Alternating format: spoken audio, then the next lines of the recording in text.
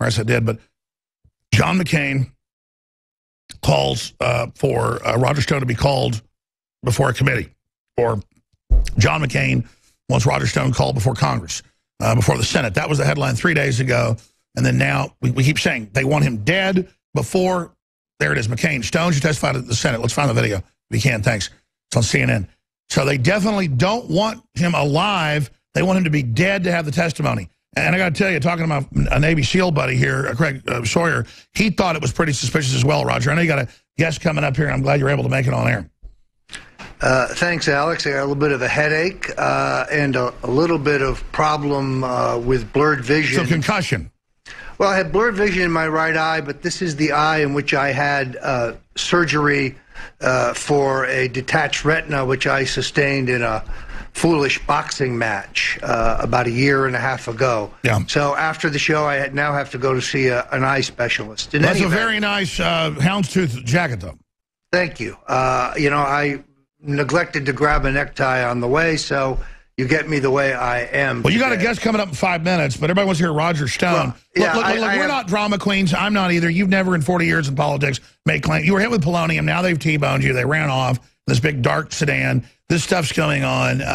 Clearly, they don't want you to be alive when they have the hearings. Well, not only that, but Alex, all of these manufactured stories about my innocent, from both a time point of view and a content point of view, contact with a hacker who may be a Russian agent, all of which takes place after the hacking of the DNC But documents. we were trying to talk to Guccifer 2.0 and DC Leaks and WikiLeaks. The whole media does that too. But it has caused now a question where the ranking Democrat on the House Intelligence Committee wants me to come for hearings. Senator McCain wants me to explain my ties to Russia and Yukounovich. I have no tie to either one. So he's acting more like Senator Joe McCarthy than Senator John McCain with these wild, baseless, and I would say reckless accusations. I'm anxious to testify. I want to testify.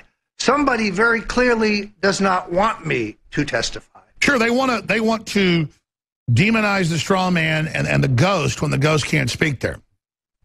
Well, and not only that, but all of these stories, the smoking gun, raw story, others, all contain information, small tidbits of information that could only have gleaned by having me under surveillance. Well, let me ask you this. Who do you think's killed more than 50 top Russians the last year, running them over with cars, killing them, shooting them, stabbing them? They're dying of heart attacks. Clearly, there's a deep state trying to kill the Russians. I wonder who's behind that. Certain guys attack Russia all day. A couple guys in the Senate. I mean, clearly, I think the same people killing the Russians want you dead. Not the Russians did anything either. It's just a complete message. Roll over or we're going to kill you. And the irony of this is, if you want to know what happened in terms of the Russians and the Trump campaign, it's all in my book. An answer to all their nonsense. Podesta's time in the barrel. Stone was foreshadowing WikiLeaks. No, he wasn't. I don't just listen to you. I trust you. But you were there January 20th. You said it's totally fake. I've said nothing on telephones with anybody. They're in the New York Times saying they have you and Manafort on the phone, you know, with the Russians getting orders. Later they admitted that's fake. We didn't have wiretaps. In fact, the New York Times didn't exist, they said. I mean, it's next level lies. They have nothing. They go for the headline. The headline is Trump associate had exchange with Russian hacker. They never tell you that the exchange is innocent, that it happens at a time that is innocuous. In a public website forum when you're trying to reach out after it's in the news saying, yeah, I'm glad you didn't get banned off Twitter. You know, obviously give us the leaks. The president said, I don't care who has the WikiLeaks. The Democrats are the ones doing the crimes. Hillary has the 60,000 missing emails. Release the damn things.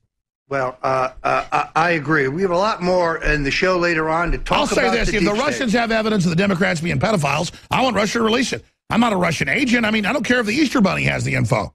Well, and that's what really starts this whole thing. When Donald Trump says that if Russia, if you're listening, release Hillary's emails from her illegal server, this becomes a talking point for the Clinton campaign. Trump is in bed with the Russians. Trump's in bed with Putin. Trump's campaign is infiltrated. When he's being sarcastic, they're like, are you a Russian agent? He goes, no, but, I mean, they're the ones with the stolen emails. I don't care who's got them, release them.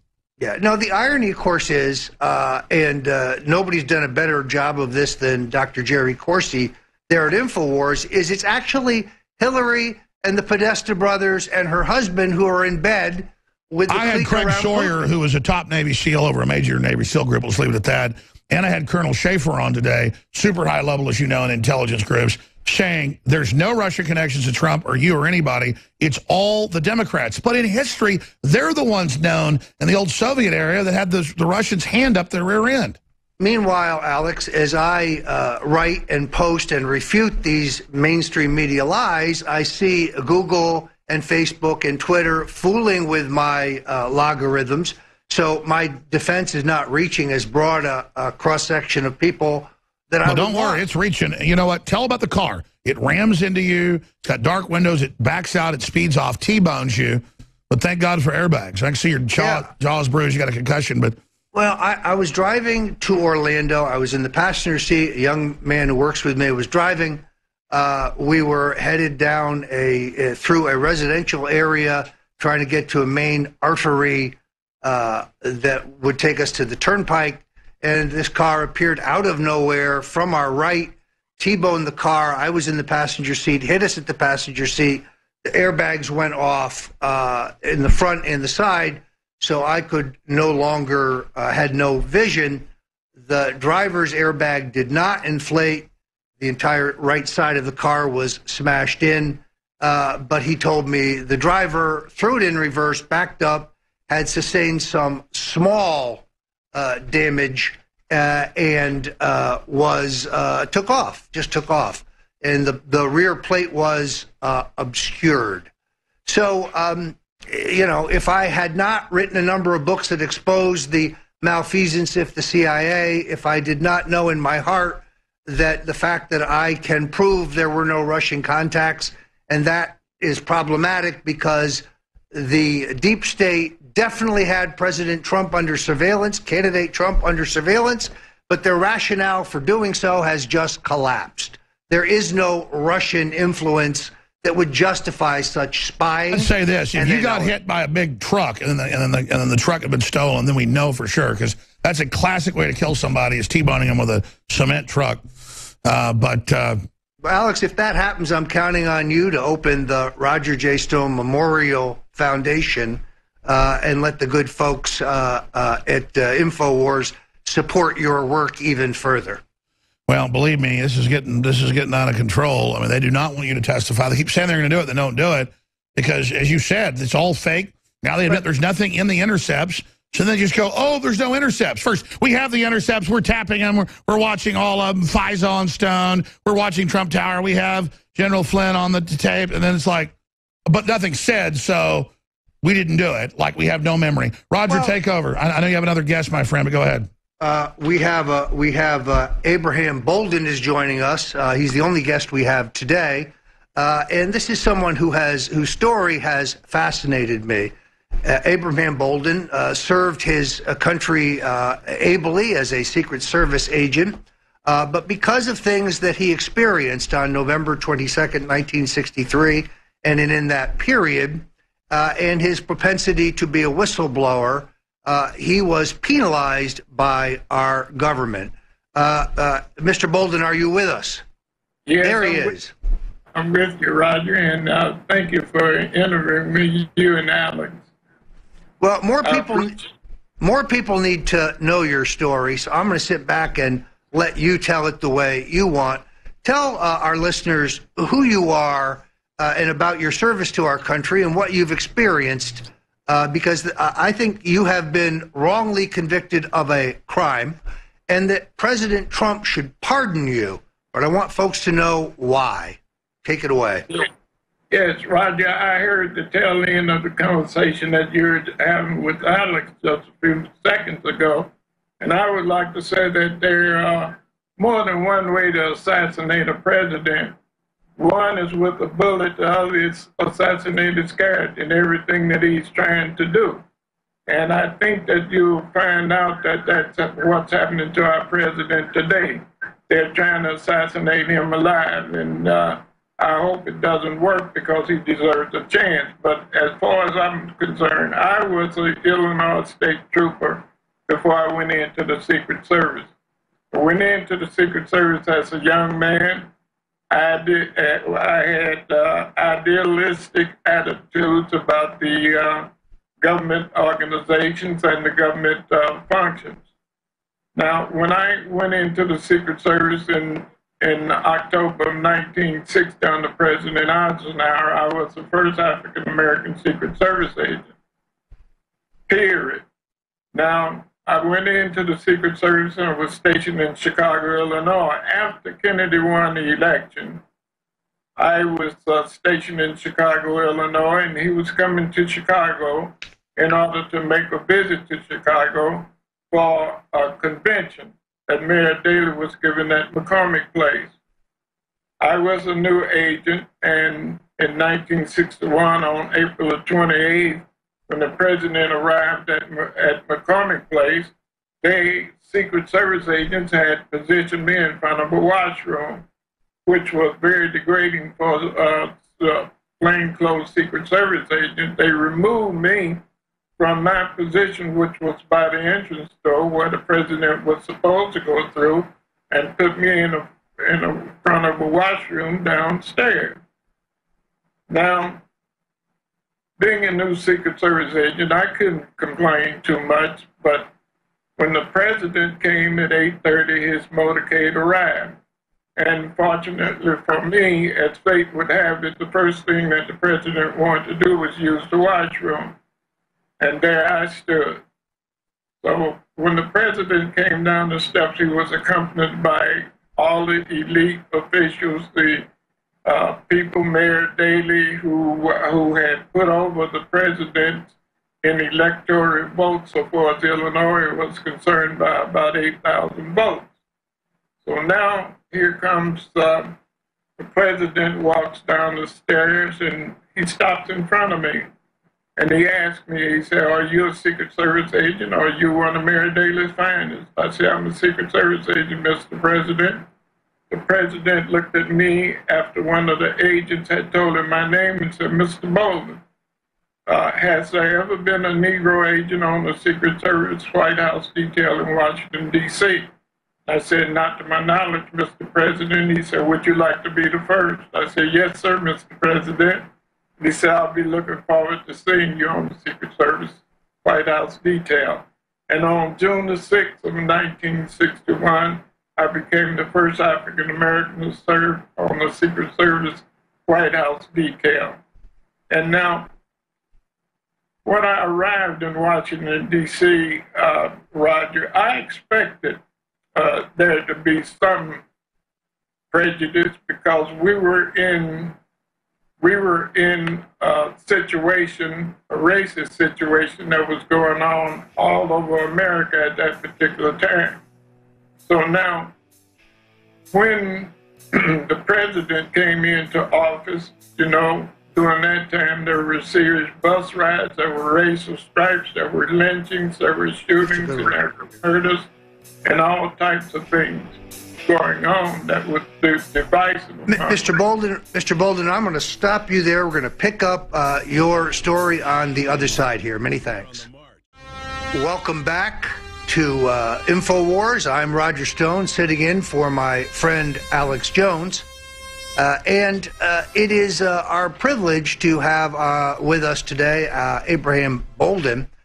Before we get to Mr. Bolden, I want to remind everybody that these informative and I think vital broadcasts really require your support. Freedom isn't free.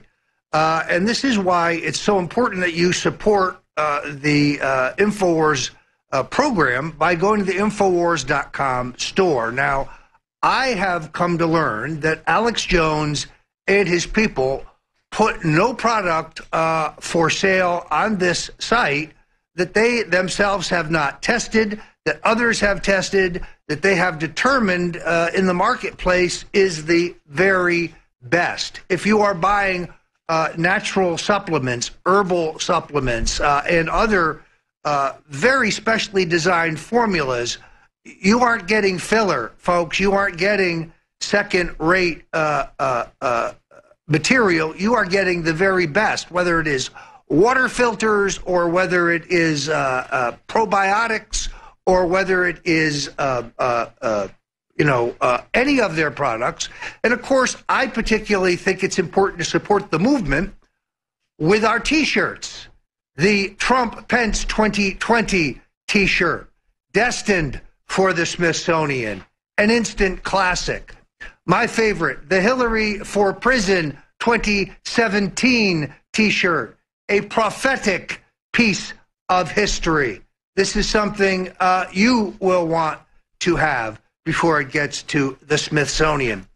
I was really impressed at the inaugural, at the extraordinarily large number of people wearing the red "Trump is my president" T-shirt. Yes, wherever you go, say it loud, say it proud. Don't be afraid to tell liberals down at the McDonald's that you were for Donald Trump and you support the movement to make America great again. So you can make a political statement. You can help your friends and your family who agree with you make a political statement, and you can support InfoWars and the important work that is being done by here by Alex Jones and Paul Joseph Watson and David Knight and so many others. So hit the site and order up, folks. Support the movement. Let's go back to Abraham Bolden. Mr. Bolden, you had joined the White House detail in your telling, and we don't have a lot of time, but take us to the events of November 27, 1963, and let people know what happened to you. November the 22nd, 1963, I had been complaining to the Chief of the United States Secret Service and also to the high officials of the Secret Service, such as the inspectors, and told them that I thought that because of the shenanigans that were being pulled by the White House detail, some of the agents surrounding the president, that the president's life was in jeopardy. And they laughed at me and told me that I didn't see things right. They hadn't lost a president in so many years. But I continued to press forward with my anxieties about the president's life. But on November the 22nd, it came true, what I had predicted and what I had told the Chief of the Secret Service, Dewey Bauman, would happen if that the agents were not chastised for their conduct and lax of duty around the president. So when the president was assassinated, I knew quite a bit about what was being concealed from the American people. Now, here was an agency, the United States Secret Service. We had information concerning threats against the president's life that were highly organized. One of them was in Miami, Florida, which described the way that the president would be assassinated. And he was indeed assassinated by the same means and by the same organization, I believe, who was responsible for the assassination of President Kennedy. So now we had understanding and had members in that organization who had given us the full details about the plan to assassinate President Kennedy. We also had in Chicago the same thing. So when the president was assassinated on November the 22nd of 1963, I saw a major cover-up that was going on. And it was an affront to the American people what I witnessed. I witnessed evidence being destroyed. I witnessed so many different things that were going on that was corrupting the investigation of the Warren Commission. And so I felt the duty to do something about it. So I wanted to come to testify before the Warren Commission that Johnson had appointed. So when I went to Washington, D.C. on May the 17th of 1964, I tried to contact J.B. Rankin. But the Secret Service had already decided that I had to go because of my complaints. So they brought me back to Chicago, charged me with a federal crime, and sent me away to prison for a period of 6 years. Now, when I got to prison, I knew that the Secret Service had something awful in store for me. because I had heard agents who had said that if the president was a subject of an assassination attempt, they would not perform their duty. They would stand there and let it happen. They said that the president was a nigger lover and that there were things that they didn't like about him and that he was going to have little black boys marrying little white girls and blah, blah, blah. Such ridiculous statements. Now, so when I went to Washington, D.C., and they brought me back to Chicago, they framed me up and accused me of trying to sell a document. Now, this document was no more than a case report that was going to the probation office. Anyway, any attorney could have solicited that document. Now, I knew that. But these counterfeiters who the government used to testify against me did not know that this document was not classified. It was no good. And plus the fact that I had turned over the document to another agent as I was instructed. Agent Bolden, let me stop you there because you've done a great job of laying out your experience. It is very clear to me that you are a classic whistleblower, that you were punished with trumped-up charges to silence you about your serious doubts regarding the truth of the Warren Commission.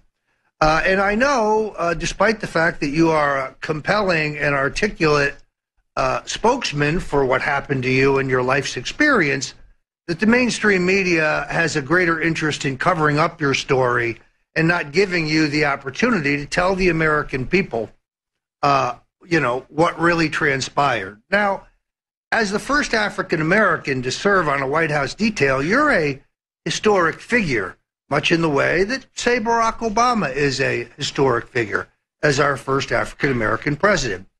And that's why I think it is vitally important that President Trump hear your story, know your story, and give you the pardon that you are due. You are an innocent man. You were framed. It is now obvious that you are framed. So when I hope President Trump releases, I believe it's in 2017, releases the rest of the JFK assassination documents, he could send a strong signal anytime between now and then by giving you the pardon you so richly deserve.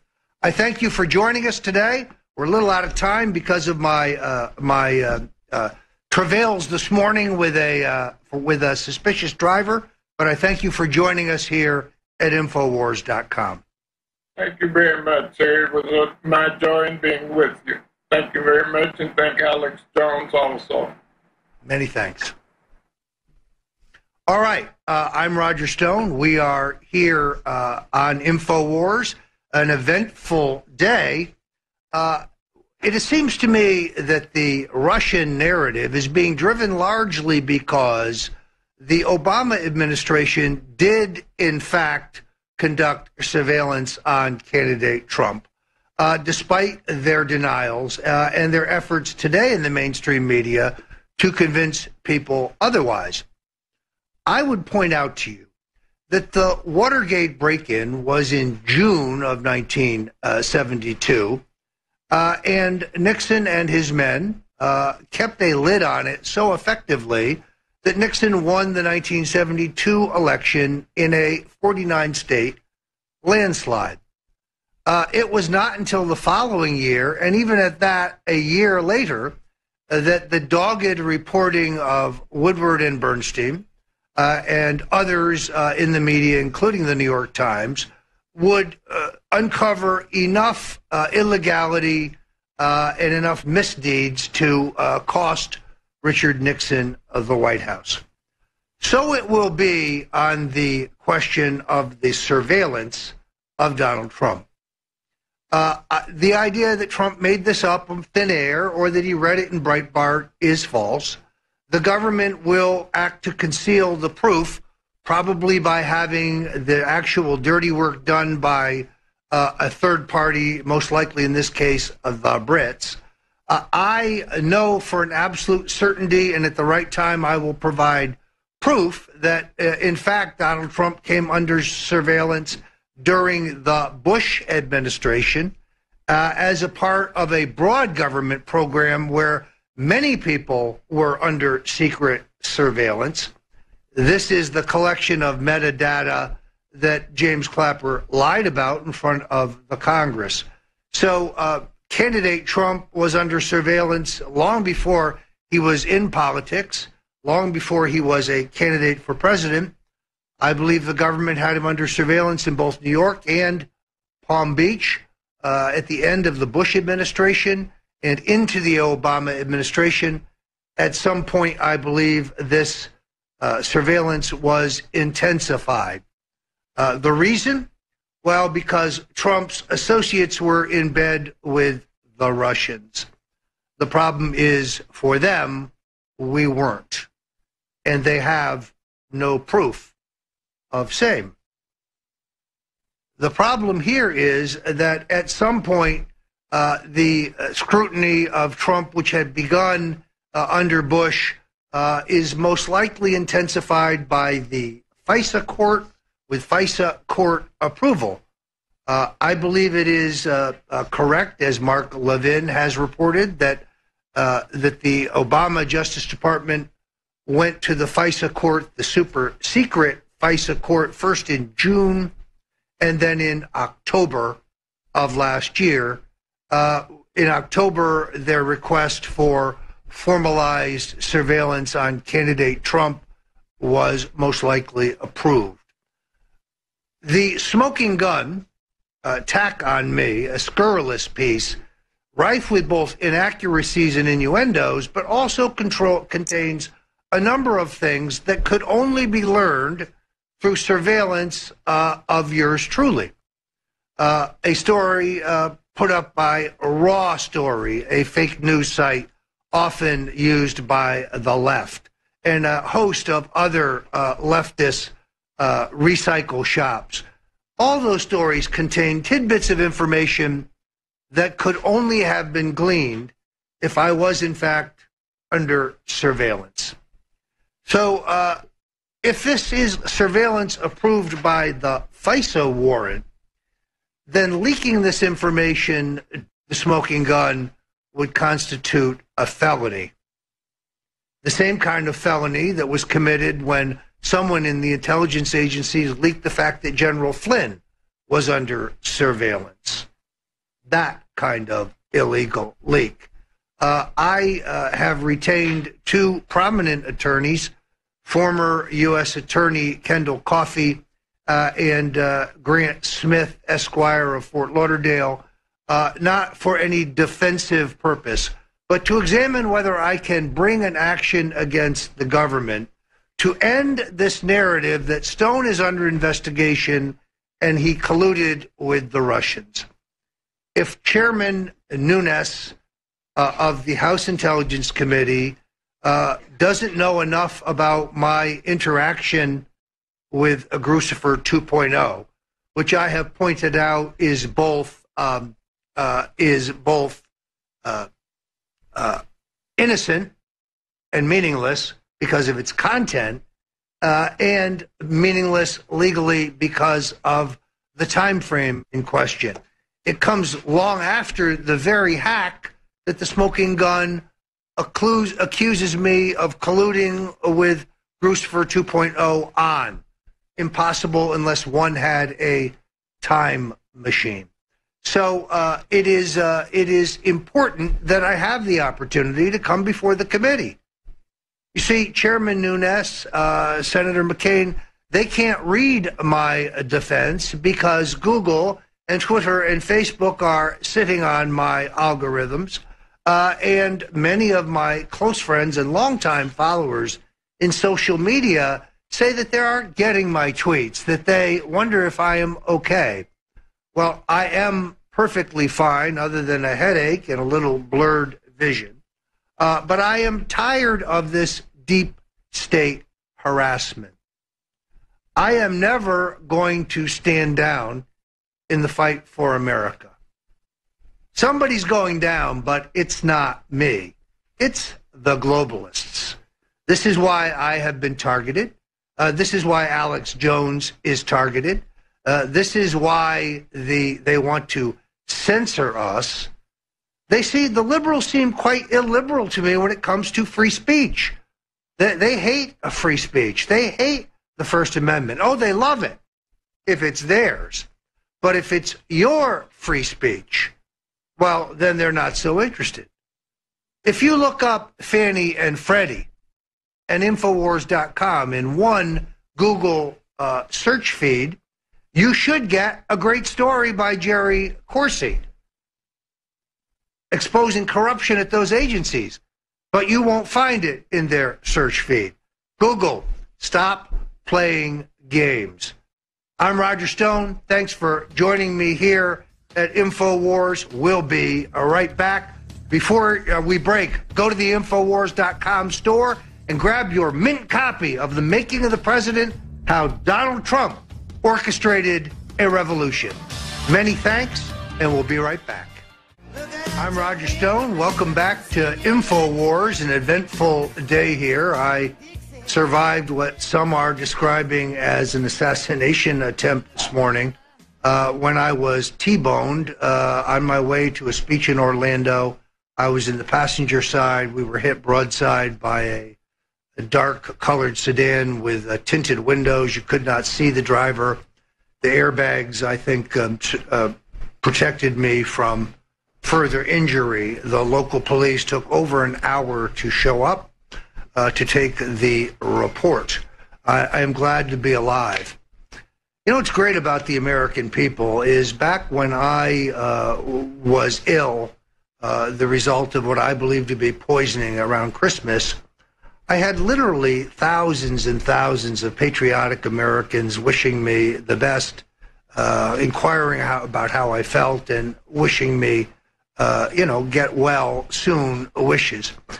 Today, when I tweeted immediately that I had been in this horrific accident, the outpouring of Americans, particularly those on Infowars.com, has been heartwarming and really helpful at a time when I have a terrible headache and I'm tired of the constant assaults of the deep state. So I thank you if you have contacted me today or in the past. If you have not gotten your copy of The Making of the President 2016, how Donald Trump orchestrated a revolution, this is the inside story about how alternative media, with Infowars.com in the forefront, really changed the equation, how the monopoly on political information that was held by the mainstream media and the big three networks and the two cable networks was finally broken in 2016, and how Donald Trump went into traditionally Democratic areas, scoring far better than Mitt Romney or John McCain has ever been able to do among working-class white Democrats, doing better among African Americans than Romney, and pulled off one of the great political miracles of a lifetime. Yes, if you buy it through InfoWars, you will get a signed copy. My wrist is killing me, but we are, I think, now keeping pace with orders. If you have had to wait for your signed copy, we apologize for that, but my word is good. It is forthcoming. This is a great read for anyone who wants to understand how Trump pulled this off. But more importantly, the entire Russian narrative. If you want to know what happened vis-a-vis Russia, it's all in this book. How what began as a Hillary Clinton campaign meme became the basis for a fraudulent federal investigation into candidate Trump. I cannot commend it to you highly enough, but perhaps that's because I wrote it. The book has no index. There is a method to my madness, and at some point I will probably post an index online. But in Washington, if you write an important book, the people who live there will go to the index and see if they are listed. Only look up the section on them and not read the rest of the book. I lived in Washington. I get the game. So that is why there is no index. I hope you enjoy reading as much as I